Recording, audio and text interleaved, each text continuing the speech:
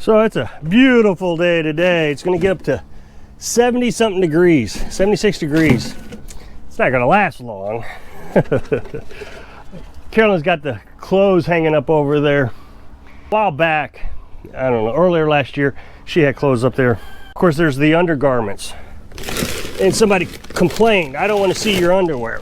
And so I've tried really hard not to show the hanging clothes ever since that happened. And I got to thinking, my audience is of a mature age. I would say anywhere from 40 to 80 years old is what my audience is. So I mean, they're relatively up there.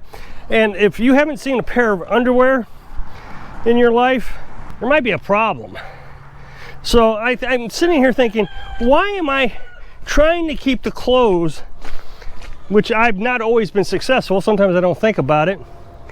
Why am I trying to keep the clothes out of the camera on a channel that specifically says off grid?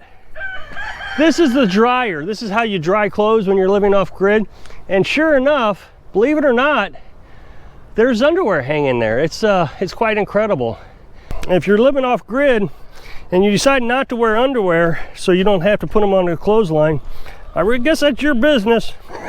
I tell you, running a YouTube channel can be, I don't know how to say frustrating. I'm going to feed the chickens here some corn. It's going to get cold again, and I want to keep the fat up on them a little bit.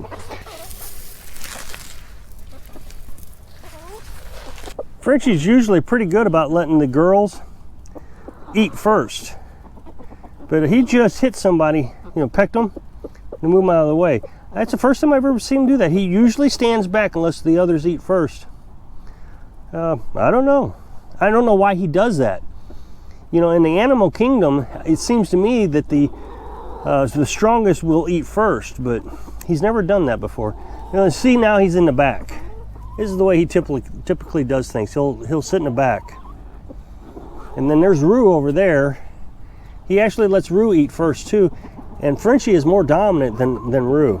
I guess they're all laying eggs now, all the females. This is the youngest one.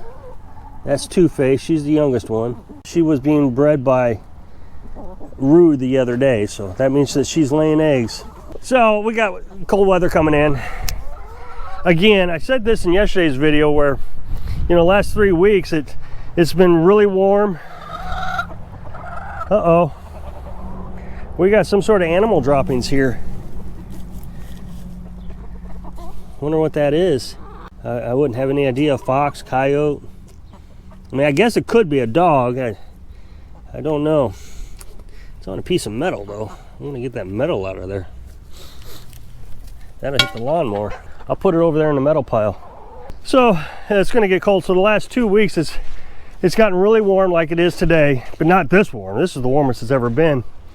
Then it starts raining and then the next day it snows. So that's what's gonna happen this week. So today it's up in the 70s. Tomorrow it's in the 50s and it starts raining.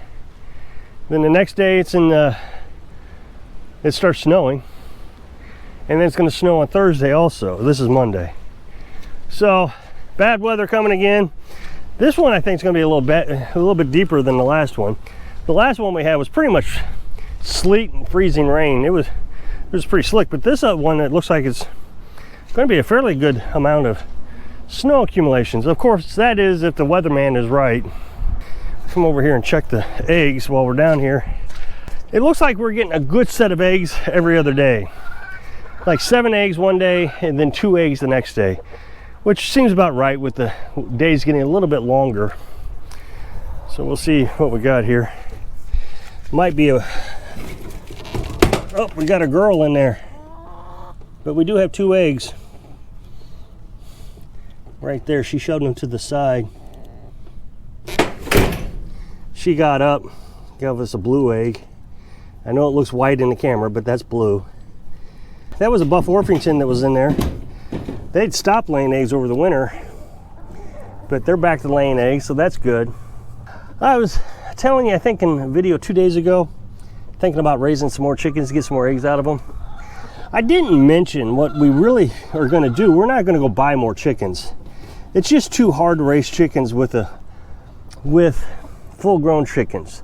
So if you buy them and you put them in there, I mean, when we bought the last batch, it took forever to get the younger chickens to mingle with the older chickens. I mean, it took forever.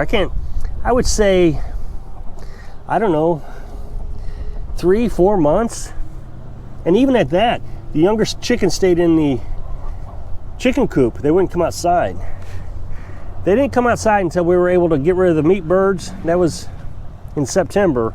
And we were able to open all this up, the entire chicken run. So that was 300 square feet. When we had it down to 100 square feet, they wouldn't come out. What we'll do is we'll have one of the buffs, if they come broody, I mean, surely one of them will come broody, and we'll let her raise the chickens. She won't produce any eggs while she's raising the chickens, but she will protect the little babies from the bigger chickens. And that way I don't have to try to find another place to put them or have another chicken coop. We've thought about doing that, building another chicken coop, but that's just more money. Okay, we're coming to the forbidden zone. So if you don't like underwear, close your eyes. So we'll have her raise them. That way we don't have to spend the money on building another coop. And I don't want to do what I did last year with the Americanas. Every night I would go round them all up, put them in I put them in this thing actually. And I carry them into the camper. And then in the morning I'd pick them all back up and take them out to the chicken run. And that was just a lot of work. I didn't like doing it and don't want to do it again. So either I build another coop and we go buy chickens, or we just let the ones we have raise chickens. If in the future we do have to buy some more, not really sure I'm going to handle it yet, but we'll have to discuss that when the time comes. I don't know if this is important, but I had to do my taxes. And that's something you got to consider when you're living off grid, is making sure that you can get your taxes taken care of. When I was a nomad, I had to do taxes, of course. And so I was able to figure out that you always had to have an internet signal. I want to make sure that, a lot of people say, oh, you're on the internet, you're not off grid, you're on the internet. You got to make money. I mean, I just really think you got to make money. You can't be totally self-sufficient. My wood pile moved on me here. So a while back I told you what's happening, why the wood pile is falling over. It's because the ground freezes and it's lifting and lowering the wood pile. Well, that's what has happened right here. I can see it. It's pushed it apart. So my tarp has fallen in. I had, see, there's a gap here. There wasn't a gap before. So something I need to be aware of. And of course my lawnmower is going to get hit pretty hard when it falls over. So I'm going to try to put my back into this, see if I can push it back a little bit. I'm making some progress.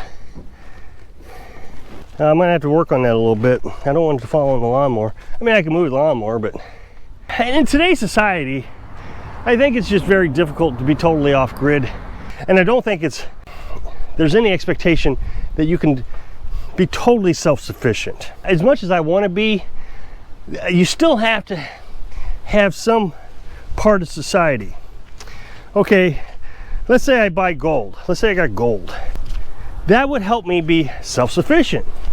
In a time of natural, catastrophe, I could trade gold for milk or eggs or straw or something.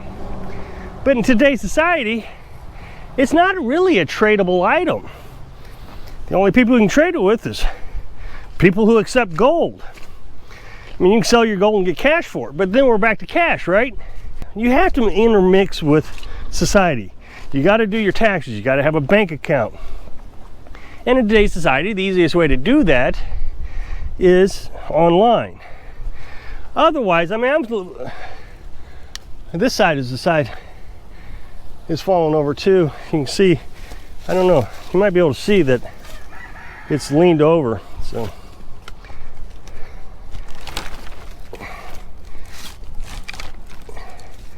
Try to just push it over a little bit. Maybe that'll keep it from falling. That's gonna be a mess if that falls over. So yesterday I got TurboTax, and now think about this. If I'd have had to do taxes normally, I would have had to have help. I mean, I'm not any good with taxes. I've never really had to do them in my life. My ex-wife, when I ran my last business, had some education in accounting. She took some accounting classes, which helped out a lot. She could do taxes, take all of our businesses that way. And I just stayed out of it. She told me to keep receipts, I kept receipts. Well, she's not here now, so that means I gotta do them. Well, now we have TurboTax, which is what I use, TurboTax. And it guided me right through self-employment tax and was able to do it. So you can't be completely self-sufficient in today's society. I mean, but it would be a lot of work, and I know that I'm very busy as it is right now. No matter what you do, you're going to be really busy.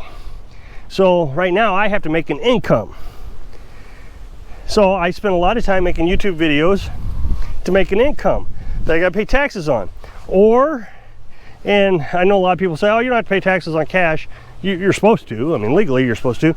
You're raising animals and selling your animals and meat and food and vegetables, and I mean, you could do that and it's all a cash job, but still you're supposed to do taxes. You got to be online a little bit in today's society, no matter how off grid you want to be. So if you'll check out this other channel, I'd really appreciate it with the up next box here. So I hope I can inspire you to save enough money for your retirement. Thanks for watching.